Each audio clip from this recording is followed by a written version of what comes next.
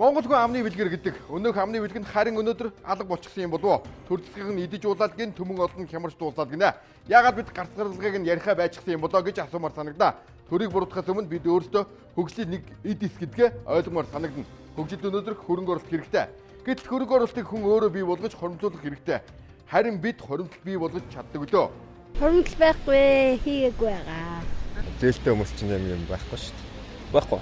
Байхгүй. Байргүй яах вэ? Эдийн засаг хямрахад өнөөдөр хоримтлалтай хүн л энэ хямралыг даван туулж таарна. Гэхдээ бидний цалингаас сар бүр авдаг 10% бол хизээч бидэнд эргэж нааддаггүй бас эргэж ирдэггүй нь боддгүнэ. Монгол хүний дундаж наслалт нэмэгдчихлээ. Тэтгэврт гарах насыг 5-аар нэмэгдүүлэе гэж төрн хууль санааж суна. Энэ бол өнөөхт нийгмийн даатгалыг өгөхгүйгээр өмнө нь өнхрүүлждэг байсан чигээл зүйлийг сэдэж байгаа хэрэгэ. Төсөө зогоог төмөн олны хоримтлуулсан мөнгөөр цойлдож байгааг нь өөрөө хамгийн увайгүй явуургүй хэрэг гэж хэлж болно. Одоогоос 3 жилийн өмнө манай улс эдийн засгийн хамгийн эрчимтэй үе дээр явж байна гэж ирээд 500 мянган төгрөгийн цалин тэтгэврт хэмжээг голж суулаа. Гэтэл өнөөдөр 500 мянган төгрөгийн цалин байхгүй болчихлоо. Самаархаж суух хооронд ажиллаж үгүй, хоримтлж үгүй болж байгаа хэрэг. Хоримтлал гэдэг маань ер нь одоо манайхан яг энэ цаг үед их сайн мэдэрч байгаа бах. Эдийн засгийн хүндрэлтэй байна, улс орон хүндрэлтэй байна. Энэ маань иргэдийн амьдрал бид бүдийн амьдралаар багт гарч ирж штэ. Тэгэхээр хэрвээ эдийн засгийн ийм хүндрэлийг даван туулахын тулд хөөхөн болгон эдийн засгийн нэг хэсэг маань хөөхөн болгон өөр нэгэн хоримтлалтай тэрийг эдийн засгийн хүндрэлийн үед ашиглаад гарчих боломжтой л байх штэ. Эдийн засгийн өмнө нь таамаглаж байгаа нөхцөл байдалд ашиглахын тулд хүмүүс ер нь хоримтлаа үүсгдэг. Хятад улсын засгийн газар хэрэглэн суурилсан эдийн засгийг бий болгохыг хичээж байгаа. Гэтэл улсын иргэд орлогынхоо 30-аас доошгүй хувийг хоримтлуулдаг. Хятад улсын дотоодын нийт бүтээгдэхүүний 35%-ийг нь иргэдийнх нь худалдан авалтаас орж ирсэн мөнгө бүрдүүлдэг.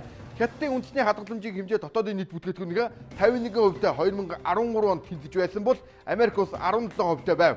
Америкчүүдийн хувьд дэндүү их хэрэглээтэй улс хямарч байхад л дотоодын нийт бүтээгдэхүүндээ тэнцэх хоримтлал нь 5.5%-аас дээш гараагүй. Хятадуудын хувьд эдийн засгаар дэлхийд улсад нь тэргүүлэгч боллоо гэд ард иргэд нь хоримтлуулснаа гаргаж ирээд л тансаглаад цацаад байгаа явдал үгүй. Харин ч хоримтлуулах асуудал дээр улам их анхаарч улам их хөдөлмөрлөж олж байгаа орлогоо 30%-ийг цааш нь хийж байна. Харин манад бол байдал эсрэгээр Монгол улсын эдийн засаг дэлхийд байгаагүй өсөлттэй байна. Ураа хүмүүс 1 сая төгрөгийн цалин үлтон хар ажил хийх гэж ажлыг нь голж сунаа. Сар шинээрээ хөөрхийн мусан ахмадууд нь банкны зээл тавиад дараагийн цагаан сар хүртэл гар дээр ганц ч мөнгө авах боломжгүй болж байх жишээтэй.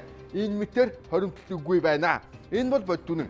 Хэрэгцээтэй үед яг яарсан сандарсан үед л хоримтлал хэрэгтэй л. Нэг харин хоримтлалын та сайн мэдлэг байхгүй шүү дээ. Би ч одоо тэтгэврийн хүн учраас миний хоримтлалыг хөөхтүүд надад мөнгө өгч тэрийг өөрөндөө нэмдэг л дээ. Хоримтлал заавал байх хэрэгтэй гэж боддог. Тэр бол үр дүнтэй. Тийм учраас би бол сардаа нэг хоримтлуулдаг. Жилийн эсээр энэ төр хаяа хоримтлалт. Тийм. Хоримтлал заавал байх хэрэгтэй гэж боддог. Яг уул нь хоримтлал хийвэл уул нь алстаа нөгөө тэтгэврээс огт хөөхдөд хэрэг болохоо л гэж боддог байхгүй юу? Би өөрөө дөрөв олон жил байхгүй мэдээч шүү дээ. Бид өнөөдөр эдийн засгийн эд эс гэдгээ омортоод хоримтлал гэдгийг бараг марчгаа тууж явна. Америк нэгдсэн улс бол иргэдийнхээ хоримтлалыг дэмжих бус тэжээгчийн үүрэг гүйцэтгэж байна. Дааш давшгүй хэрэглэн иттэй эдийн засгийн асар том хямралт иж төтлөн хоримтлал бий болгох 5 энгийн аргачлалыг танд хүргье. Ажилтай байх, ажлын байраа хадгалах, танаа гэр бүлийн насанд хүрсэн хөтөлбөрийн чадвартай гишүүд бүгд орлого олдог, цалингийн орлоготой байх гэсэн уриатай байх ёстой. 2. Зардлаа бууруулах бас хянах. Нэг төргийг баг гэлтгүй хэмнэх уриатай бай. Зардлаа бууруулах бүх боломжийг хоорондоо хилцэн зайлшгүй гарах зардлаа болон гарч болох нэмэлт зардлаа тооцсон бүгдийг нь чигсаах хэрэгтэй. Өөрчлөлт тооцсон зардлаас илүү гарахгүй байхыг л хичээх хэрэгтэй. 3.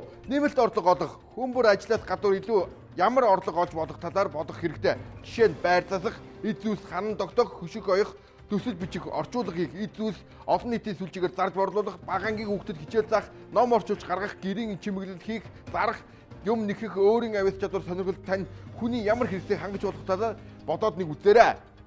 Том зүйл худалдан авахгүй байх. Өртөг өндөртэй худалдан авалт хийхдээ том болгоомжтой хандах ёстой. Уг нь та хэдийн хэрэг хугацаанд тэдийн хэрийн хоримтлал үүсгээд байр зээл нь хамрагдана гэж тооцсон мэдтэй. Дундуур нь төлөвлөгөөгөө боснож болохгүйг анхаарах ёстой. 5. Эрсдлээс хамгаалах. Хамгийн оновчтой арга. Мөнгөн хөрөг эрсдлээс хамгаалах хэрэгтэй. Төгрөгийн ханшийн сулрал нь бидний хадгалж байгаа өчүүхэн мөнгийг бүр цаас шиг болгох нь бий. Иймд өндөр хөвтэй банкны хадгаламжинд хугацаатай хийх эсвэл доллараар хадгалуулах гэх мэтээр арга хэмжээ авч болох юм аа. Энэ талаар та банкны ажилтнтай зөвлөдөх хэрэгтэй. Энэ боломжгүй дээ. Орон сууцны зээл тэгэл дуусаагүй байгаа юм чинь. Тэгэхээр зээл хоримтлол бас боломж бас гарахгүй байгаа шүү дээ. Сургуулийн төлбөрийг хөгжүүлэх. Хадгаламж үүсгэхнээр нэр ирээдүйд хэрэгтэй гэж боддог шүү дээ. Боломжгүй л шүү дээ. Тэгээд цалингаас салингаа орно. Элгүй яг давуу тал хүн мөнгөтэй ямар ч үед хүн өөрийн гэсэн ямар ч асуудал гарч болно шүү дээ. Тийм үед бол ямар нэг хэмжээгээр хүнээс юм гойхгүй өөрийгөө аваад явах байх ёстой байхгүй. Ер нь хоримтлал маань том төвшингээр макро төвшөндөө бодох юм бол эдийн засгийнхаа улс орны эдийн засаг маань хувь хүндээ нөлөөлж байгаа тэрэнд хүүхэн болгон өөрсдөө самгааж өгөх хэрэгтэй. Тухайн хүний микро төвшөнд ч гэсэн эдийн засгийн эрсдлүүд өрчсөн төлөвлөгөө гарч байгаа. Тэрийг л хамгаалж чадхаар хоримтлал үүсэх хэрэгтэй болов гэж боддог. Ер нь хоримтлалыг бол багасаа л эхлэх хэрэгтэй тийм ээ. Гэхдээ хамгийн хүчтэй юмнуудын нэг маань хүн дэр хүү бодогдох маань эдийн засгийн санхүүгийн хувьд хамгийн хүчтэй ойлголтууд нэг шүү дээ. Тэгэхээр багч гисэн хоримтлалтай тэр маань багч гисэн ямар нэгэн байдлаар өгөөжтэй тэр өгөөж нь дахиад давхар өгөөж нь гарч идэл байхад тэр хүний хоримтлал өсөөл явах боломжтой. Эндээс харахад бид хоримтлалыг бий болгох боломжтой харагдана. Үндэсний хоримтлууд гэдгийг үүсгэж чадвал араб шиг хөгжих боломжтой. Арабууд өнөөдөр үндэсний хоримтлал гэдгийн үр дүн бодит утгаар нь хэрэгжүүлээд 70 жилийн хөгжлөгөө гартыг нь харж чаджээ. Бидний ярьж хэлдэг аялгийн сан гэдгийг тэд бий болгосон байгаа юм. Хоримтлал өөрөө улсыг хөгжүүлдэг гэдгийг хэлэх нь зүйтэй.